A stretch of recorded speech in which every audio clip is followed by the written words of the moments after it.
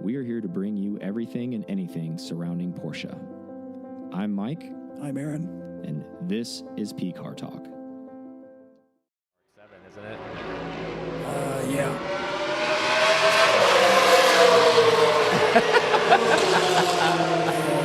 Yeah. That thing is loud.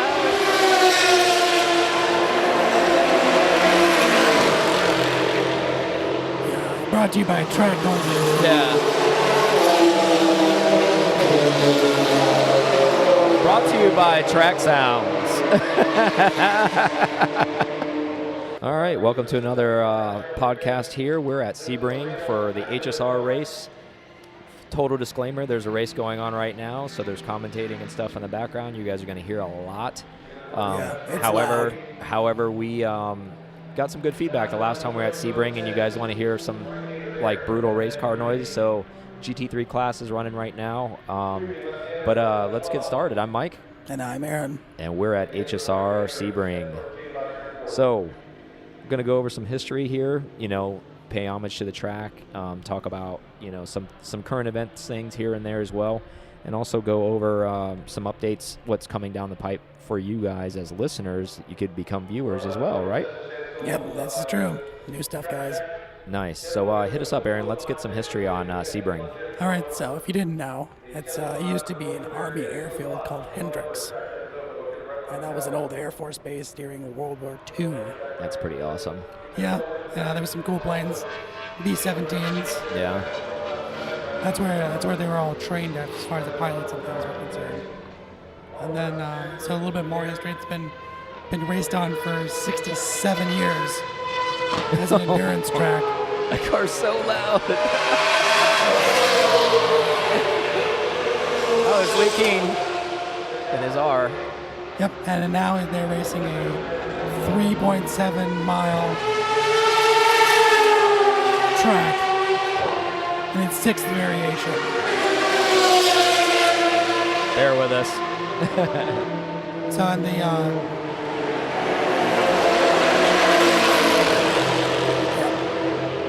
All right. so it's in its 6th iteration for the track layout. That's pretty cool. Well, you can tell when you walk the paddock.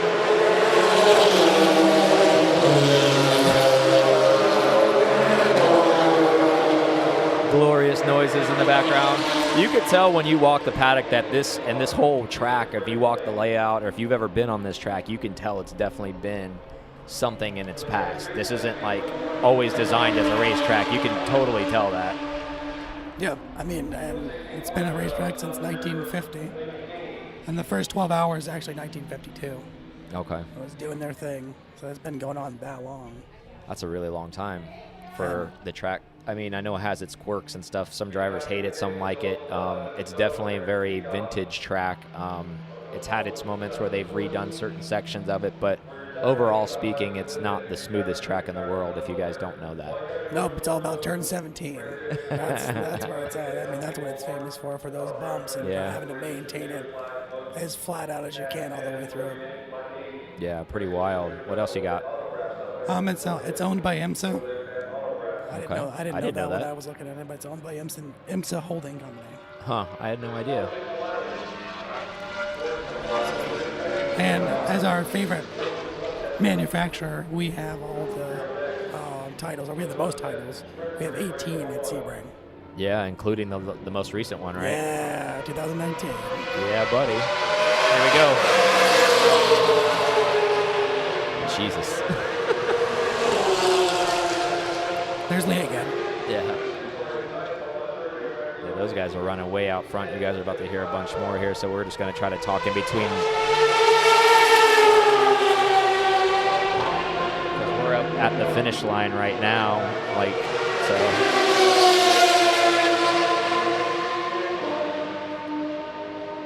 So a couple more things, a couple notable things. I'm sure you've seen Hurley lately with the movie. Yes. He's got a couple wins here in from 73 and 81. One was in an RSR and the other one was in a 935. Nice. Much like that noise that you just heard. Yeah. Yeah, that was an RSR. Another one.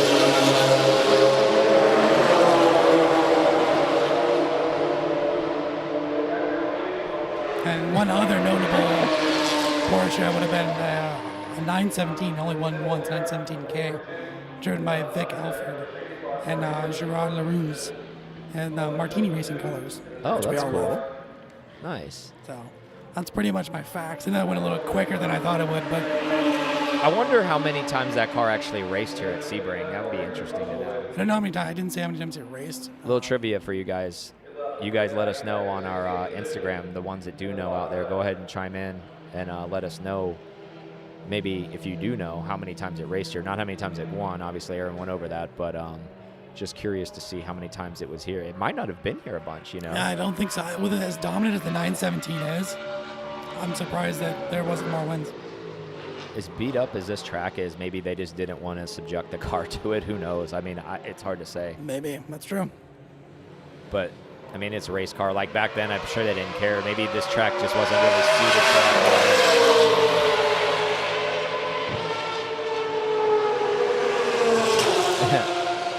Anytime we go silent, it's because the cars are coming across the finish line. We're actually stationed up by the finish line right now, so we're trying this out. It sounds like an F1 car. That's the one of the nastiest RX-7s I've ever heard in my life. Yeah, that thing. We're going to play Guess That Car. What car was that? That would be a great game. Just right based now. off of sounds, huh? Like we'll make a soundtrack and people are like, "Oh, what is that?" Oh.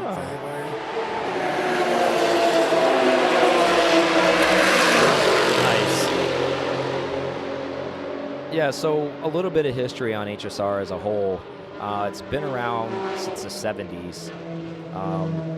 It's a pretty interesting thing about it. I think 77 is exactly when it started, the MIDI challenge, and it's kind of blossomed since then.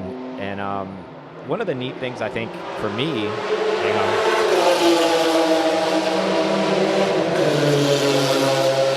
These guys are gapping people too much. They're all spread out. It's about a 90% Porsche Yeah. race right now. Cayman sounds nasty. So back to what I was saying is it kind of blossomed from that. They do a couple endurance races. They do the 24-hour Daytona endurance race. They do a 12 hours here at Sebring. They do the classic MIDI at Road Atlanta. Barber Motorsports Park, they do one there. Atlanta Fall Classic. So those are the major ones. The nice thing, what I was going to say is coming to this event isn't like going to an IMSA endurance race where there's so much like media, there's so much hoopla, there's so many people, you can't see everything. If you come to an HSR race, you're going to be able to walk around in the paddock. Like earlier, we were in Lee King's garage. Was that car in the lead? I don't know. I mean, it would if Lee wasn't the lead. Yeah, he set the pole. Anyway, sorry. We were over in Lee King's area where he was getting set up, and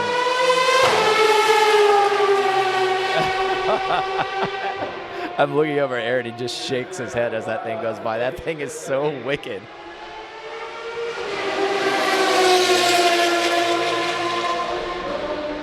Yeah, so we were hanging out at Lee King's garage, and I say garage, but his trailer area where they're setting up the cars, just walking around, taking pictures. I mean, like literally touching things. I don't want to say there's nobody here. It's not like this race isn't supported, but the nice thing is,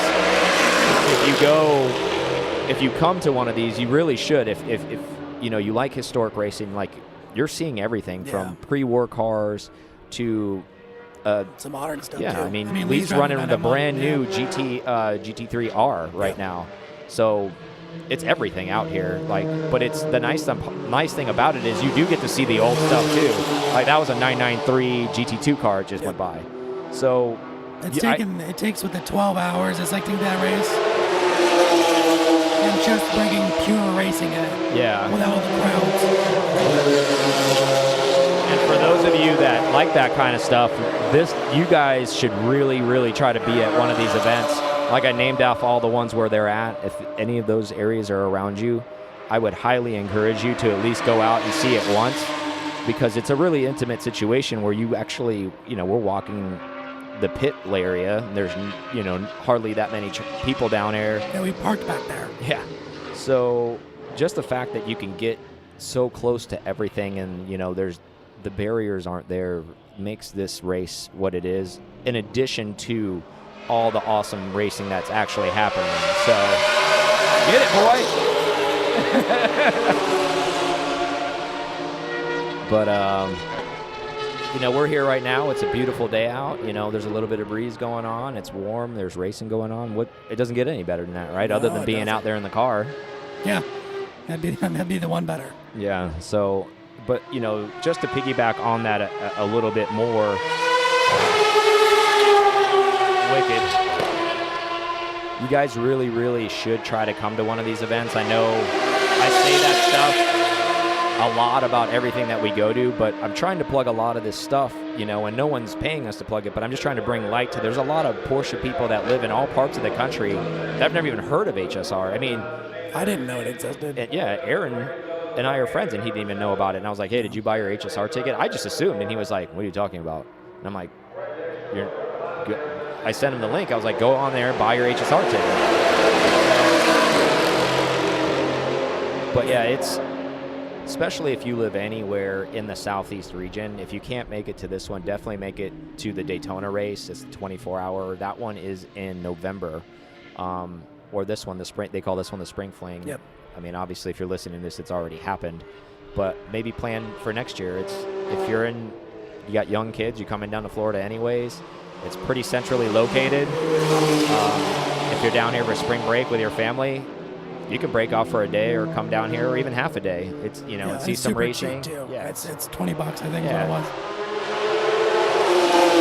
And you get to hear and see, smell all the good stuff like that going by. I mean, that's a 996 GT3 went by, like cup cars. But in all seriousness, the whole goal for us coming to these events, obviously we're coming either way for us, but the uniqueness of trying to record and being out here, and we want to kind of, I know it sounds kind of cliche, but not necessarily field reporting, because we're not reporters, but we're hoping some of those noises resonate with you guys, where it's not like every other podcast where it's just kind of like this dull, background, there's nothing going on. We just want to, I don't want to say prove, but we walk the walk, right? Like, we like going to these events. We're coming to them either way. And the podcast is here, so we're going to bring it along with us. So, if you guys like it, we hope you guys like this. If not, sorry, we're going to keep doing it. So, for those that do, enjoy. Yeah. So, and that's not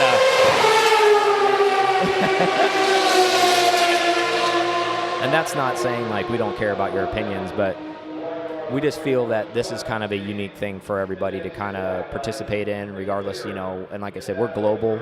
We understand everybody can't make it to these races. There's listeners, as Aaron indicated in our last episode, all the people we thanked, and other areas like, Lithuania, Hong Kong, places like that don't get out, obviously, to these things every year or ever. Yeah, that's true. So we just want to bring a little bit of that flavor for you guys to this event, and try to do our own podcast thing while we're here and give you all that stuff. But I know I'm kind of tangenting and rambling a little bit about that, but just kind of wanted to give you a little background on that. So some interesting things that came out the last few days. Did you see the article about Porsche saying in 2030 everything in their lineup's going to be electrified, an option to have a full electric? I noticed that there was an article about electric, and I did read through it. I guess I didn't realize no, Porsche electric, I'm not reading it. I won't do it. Well, I mean, it's writing on the wall. With the Taycan coming out, and all of a sudden they announced the Macan being all. Yeah. I mean, it's got. Yeah. And guys, I know it sounds like it's old news or the same news. I should say not old news, but like we keep talking about electric stuff. This is actually different. Like what I mean by that is they're saying every single car that they make in their lineup, and they included this, and they said this. They said including the 911 will have a full electric option by 2030. Which must mean that I think that 2025 law must have changed or been some amendment, because that's when Germany was requiring the all-electric push for the manufacturers to have stuff. Yeah. Maybe it's just a car, and then Porsche's doing one better and saying, well, by 2030, all of our cars are going to have an option.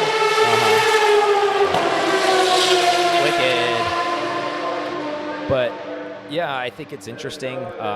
We've debated when that may happen. They've made a full announcement now. Like, we've talked about it on prior episodes, like, oh, I wonder when that will happen or if that will ever happen. And, well, we got our answer just a few days ago. So, I mean, if you think about it, time really does fly. That's 11 years from now. And actually, we're almost at mid-year coming this year. So, 10 and a half years away from a full electric 911. However, the nice thing about that could be is, hey, you could have your HSR car, for example, all these all these combustion engines cars, all these NA cars out here running right now, or you could have your electric, or you could have both. You could drive your electric to work every day, and then you could come out here and race on the weekends. Or they may all be electric, because there's all the e-racing now with the e-pace racing or the Jaguar racing. Yeah, but this historic racing will never go away. That's what I'm that's kind of what I'm hinting at. I mean, like I said, that was a 993 it went by. So. Well, and the pre-war cars. Yeah. So there's that. I think it's an interesting thing. And then to piggyback onto that was also announced the saying with the hybrid 911. They said pretty much that car will happen when the customer base wants it to happen. So as if it happens in 3 years, it's up to you guys as the listeners. Could happen in 5 years. So if they get enough, I guess, demand behind it, then it'll happen. I mean, well, they did get a lot more demand than they thought for the Taycan, so maybe there is.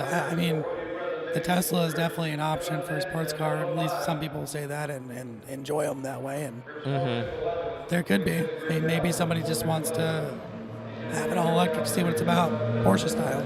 Yeah, very true. Very true. I've said it before and many, many times, and I'm not trying to create a hysteria by saying this again.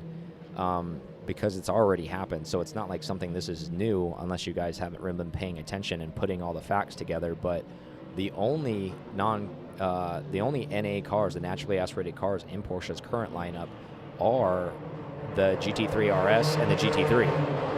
Yep. Newsflash for people who didn't know. Starting in the 991, the base Carrera was a turbo car. Yeah, that's true. So. Yeah, that's right, guys. It's a 3-liter turbo. The ones that didn't know that, especially if you're living in the past and you're all air cooled and you don't pay attention to the new stuff. And I think what's happening is, I got a gentleman that works with me. He's looking to buy but he's driving a Porsche. He had a previous one prior, a 944, but now he's buying a 911, and he's looking at a 997 Carrera S. And he was asking me about it, and he searched kind of nationwide. At any given time, there's usually only 40 of them for sale.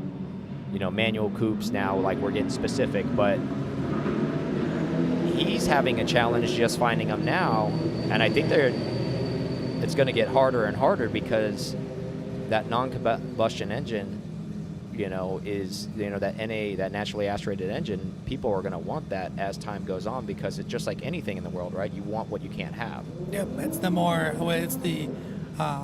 non-electric steering pump. It's the non-turbo motor. It's the manual gearbox. All those. Mm-hmm. The more that you can connect with the car, that's what people keep going back to. Yep, absolutely. And I think. And like I said before, I'm not trying to create a hysteria and not thinking, highly of ourselves by saying that. But, you don't have to burn the barn down to go get one of these. But they're definitely drying up as we speak. people are starting to probably realize, and even we have no influence on that, but just in general, people are realizing, hey, if I want a naturally air aspirated Porsche and I really can't afford a new GT3 or GT3 RS, pretty much my end of the lineup is the 997 class, essentially. I mean, you can go 996. Yeah, I meant like the most recent, I guess, is what I'm getting at. Yeah, I guess, if you've... Like the end of the naturally aspirated run was the 997, 2012. yeah, the dot two. And you know, there's still plenty of them out there. And like I said, I'm not trying to create hysteria. It's just food for thought that if you're on the fence or have aspirations to buy a Porsche someday and you want an all motor or you want one of those things, turbos are great cars and those are cool cars. But for me, I'm a naturally aspirated guy all the way. Like maybe someday if I ever get fortunate enough, like a fourth or fifth car, maybe I'll have a turbo Porsche, but I'd much rather listen to like a 4-liter rev to 9,000. That's just how I'm, put together. Little GT car for the daily, maybe exactly. something like that. And I think for me, and maybe a lot of you out there feel the same way about that, and I think there's a lot of people that feel that way, so those cars are getting snatched up because of that. People are saying, okay, well, it's a coveted thing, and people want them, so... Yeah, it doesn't have to be a GT car to be special, as proven from all the other air cooleds and stuff that have risen up in value that are just a 911 or just a 911S. Mm-hmm. Absolutely, that's a good point because, again, we're moving into this era of electrification and hybrid cars, and I don't know what that's going to do for the future of motorsport. I mean, it's already we've seen it, like where Le Mans winning. That was the hybrid. That was a Porsche hybrid. I mean, that was a 2-liter. That was a 2-liter motor, a 4-cylinder twin turbo with hybrid assist. Yep, and that's what we'll see next. All of our friends that are in the know have said, "Yep, there's little spots for the batteries and everything. It's coming." So that'll happen first before we get the fully electric, and maybe that's what we're going to see in the next 5 years. Yeah, I to think the 25, and then for the 25 to the 30. That's when we'll see the full electric. Yeah, I agree with you. I think that's a good gauge, I guess, on a timeline of when that's probably going to happen, because maybe they'll start bridging the gap, right? They're already talking about it, so like people are going to have to see it eventually. Then it comes out, and then it actually happens. So then people live with it for like 5 or 6 years, and then the full electric's available as well, right? So I think it's almost kind of easing everybody into it. Almost a model life, like the .1, .2 situation, or anything like that for the car, and then it gives them time to do the research, fill it out. What's a full electric car going to look like? That type of thing, all that testing, because there has to be a ton of that stuff. They don't want to be just another Tesla clone. I just feel like a hybrid 911, and I've said this before just about cars in general, like I feel like that car makes more sense than a full electric car. Yeah. Because of range, like everybody has the range anxiety, all that kind of stuff. I think that car makes more sense because it still has, dinosaur fuel in it, and it still does those things, but then you have the hybrid assisting motor, and just can't let go of the combustible engine. Yeah, it's weird. I don't know. And they haven't announced whether they're said they're going to keep that motor, even though they're putting the displacement down, if it's still going to be a flat 6 in the 911. I'm sure it will be. It better be. There's no way they can turn this into a 718 type of situation where they're take away the cylinders and make it a 4-cylinder. I don't want to say never, because that's never a good word to use. But the interesting thing would be is obviously there's a lot of small displacement flat 6s that existed in history, right? There's a 2-liter motor when they first came out. So if you maybe lowered the displacement, maybe you could, it's one of the most historic 911s that ever raced, 2.7 RS, right? Yeah, that's a good sound out of that motor. And I know we talk a lot about 911, but I mean it is the major mark within the brand, and we've had some feedback, not negative feedback, but so you guys talk a lot about 911s, and you're right, you guys, we do. But it just kind of trickles into that because that's the key mark within the brand. But yeah, it's interesting to see what's happening. Like everything's getting electrified. I mean, there hasn't been really any announcements about will there be a 718 hybrid. I don't know. Oh, that's it. Yeah, that's true. I mean, and I'm referring back to the reason why I bring that up is, to try to not, always talk about 9/11, but no one's had, even from Porsche, hasn't said anything about that. Yeah, I guess. So I guess they're it. You know what? It's going to happen. There's not a question. It's they feel like the 911 has such an iconic brand, which it is, that's where they're worried about hurting their customer yeah, base. then they should be, because there's a lot of pull and there's a lot of power there. So it's stemming all the way up from the big boys in the big house. If they're not talking about it, it's kind of why we're not talking about it. So I mean, like Aaron just said, more than likely it's just going to happen, and they're not trying to do these press conferences and talk about it to try to get a feel for it. They're just going to do it.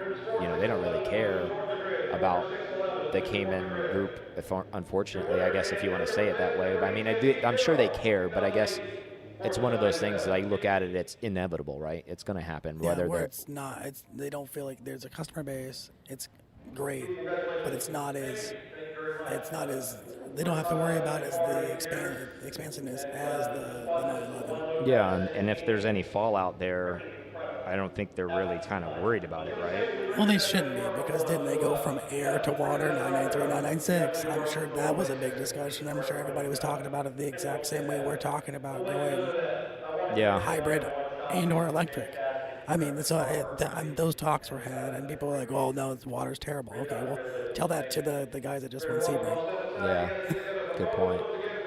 Yeah, I wonder what, in tying all this back into where we're at today as far as the racetrack as a whole, we already know that obviously Formula E does exist, and they're racing electric cars and they're doing these things. And we know that there's hybrid racing at all these endurance events.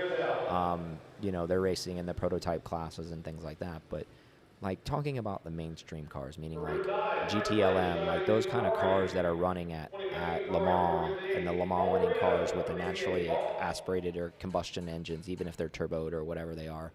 I wonder what that's going to look like someday. Are we going to always have that kind of racing around? It'll be interesting. What are your thoughts on that? I don't think we will, just on the basis that, as anybody will tell you, that from racing, everything trickles down into the consumer car. Well, they can't do that if they're still running a combustion car, and they're not doing that for their regular production lines. Yeah. So they're not going to get 24 hours on these batteries or these electric motors at Le Mans at over 200 miles an hour and stuff like that. You're just not going to get that type of testing if you're not doing it on your race cars. Yeah, that makes a lot of sense. Unfortunately, I guess, that day is coming where we're going to be at a track like this, and the only way you're going to get to hear probably those sweet exhaust sounds like that is coming to an HSR type of race, or a historic racing, or a DE event on the weekend, or something like Sport. that. Yeah, or Rensport. Good point.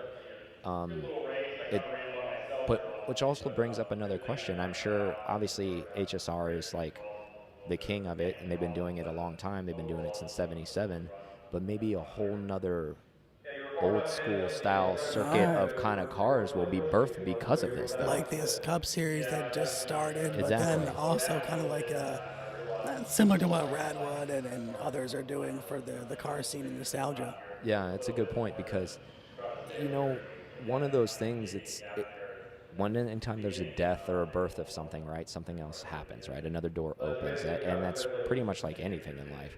So I don't ever think it'll go away. Maybe the series will change some. The series may go to all historic style cars. They may go to all old school GT3 Cup cars back in the day, and that kind of racing may get popular again. And who knows what's going to happen with that? Who knows what's going to happen with IMSA and the WeatherTech cars? I wonder if the fan base and the teams, and maybe people will get out of it. Maybe they'll say, this isn't exciting. I don't know. I mean, I still think there'll be. Oh, wow. The old school prototype cars are out.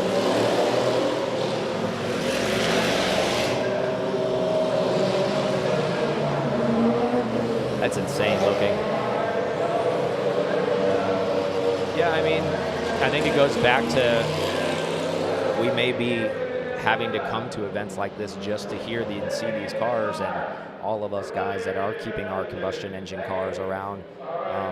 I don't know if there'll ever be a point in our lifetime where we're not allowed to drive them on the road, but maybe what I can see is registration maybe cost more to run that car. Yeah, or maybe registration cost or your extra insurance or some type of tax where because you're ruining the environment one you combustion engine at a time. Who knows what Uncle Sam will do? Maybe there'll be an environmental tax like thrown on us at that point. I mean, like the UK they tax everything. I'm sure that'll be something similar added on to our stuff. I don't give a damn. I'll pay it. I don't care. Like, of course, why wouldn't you? I mean, because you're just gonna get what we consider enjoyment. That's what we know it as. I mean, if you grow up, so say you're a child that grows up with a full electric car and that's all you ever know.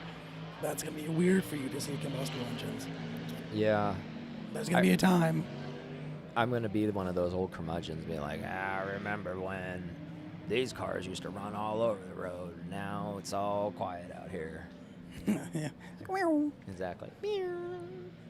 But I really hope, I guess maybe I'm going to stick my head in the sand, but obviously that stuff is coming, and there's nothing we can really do about it because we're not influencers to the degree where that can change stuff like that. I'm sure maybe some of you that are listening are maybe high-powered up in the government. Put this thing off as long as you can, man, because at least globally, I know motorsport's really big all over the world, and you don't make decisions for worldwide. You're not a world leader, but it's just, I don't know what's happening. Like it's kind of depressing in a way to think about it if you start actually going through what may happen, right? Yeah, it's going to be silent. I mean, so what's your opinion? So if they didn't go fully electric, would you just keep it hybrid forever? Is that where you would go with it? I mean, I could live with that, because you still got to be able to hear something. I think, and not to go too deep about this, but I mean, it's a human sense, right? A sensory organ. You're taking away sound, essentially, or a smell, and I know there's still sound that comes from it. Don't, hold me against the wall, because electric cars do make a noise, especially on race cars. They sound like wind-up toys or something, but, that is true that there is a sound there, but it's not a sound that you're used to hearing, I guess. Maybe the next generation of people will be okay with that because, like you mentioned, they grew up with electric cars, so hearing maybe different pitches of whines maybe gets them going. And they're like, oh, wow, that car's running a whatever battery and da-da-da-da-da electric motor, and can you hear it when it goes by? And who knows what the future, maybe exactly. It may be that way. It's running so many kilowatts. Oh my God, the battery in that thing is awesome. Exactly. I mean, that'll be those things. I don't know what mods you do to it. What, cold air intake? No. Yeah, right. But I think from a primal standpoint, right? Like you see something go by fast, it sounds loud, it smells loud.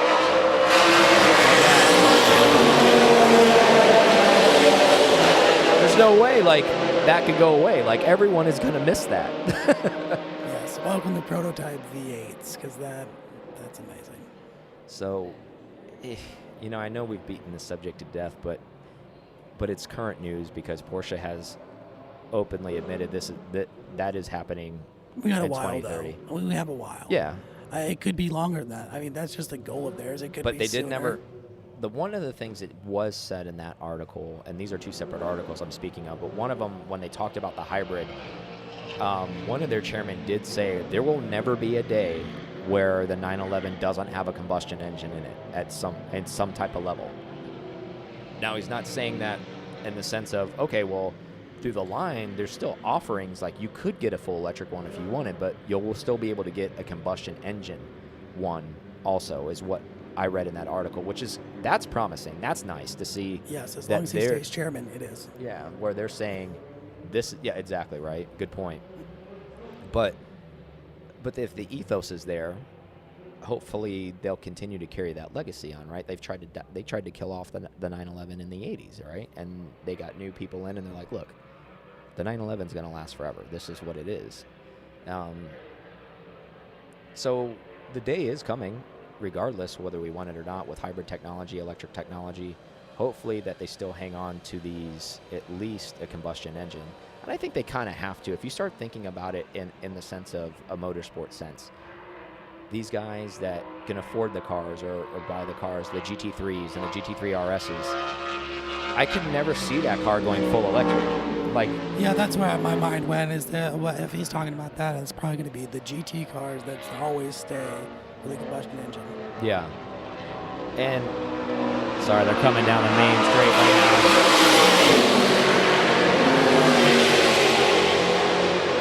Get it.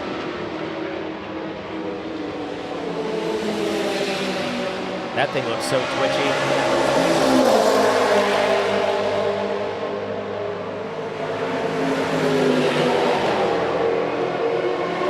Yeah, so the day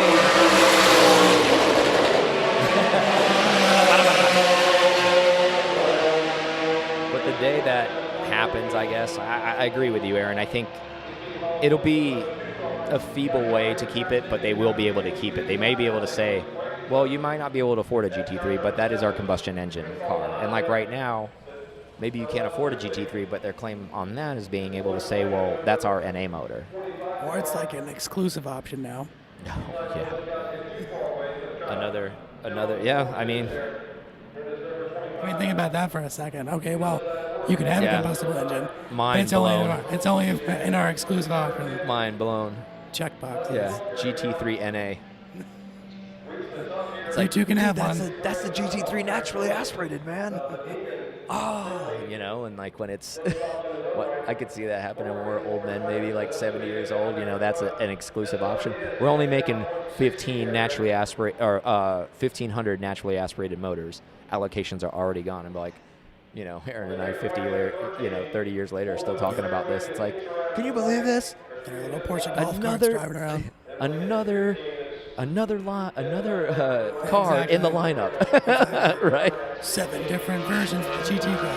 Yeah. You can get the hybrid, you can get the E version, you can get the naturally aspirated version, you get the turbo version. That's all copyrighted, by the way, Porsche. If you take that over, like, just jokes. Wicked, man.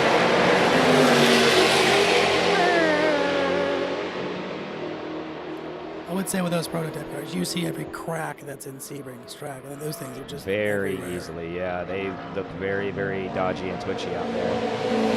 But moving on from that subject, we've got a little bit more to talk about before we head off. We're not going to take a break today because we're kind of out here just sitting here live. Live, but I mean it's being recorded. We're live right now when you.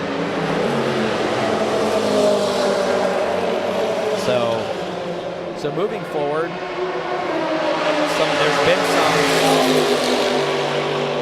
a lot. I'm underplaying it. There's been a lot of requests for us to start putting some of our stuff on YouTube. So we're going to start doing that. So it's not going to be in the traditional sense of that where you see a live feed and, you know, you tune into it. These are going to be pre-recorded, kind of like we're here right now. Like we're going to set up a camera and we're going to show you, you know, what's going on out here while we're talking and things like that. So it'll be kind of neat that you guys get a little bit of picture and background. It's still going to be on all these platforms. It's still going to be on iTunes. It's still going to be on Stitcher, Spotify, all that Google stuff. Play, all So the audio portion will be there. We understand there's a lot of people on the go in the car that love listening the way it is. We're not taking that away. We're just adding. So there's a lot of people that just use YouTube for their media to get their content, and we want to be able to reach those folks that are on there as well.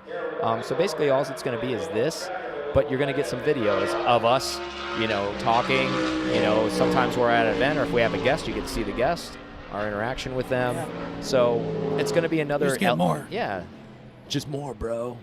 It's that one commercial. I won't like name it for copyright reasons. It's like way more, bro. You got it, broski. And the guy's like lifting and he's getting bigger and bigger. He's like way more, bro.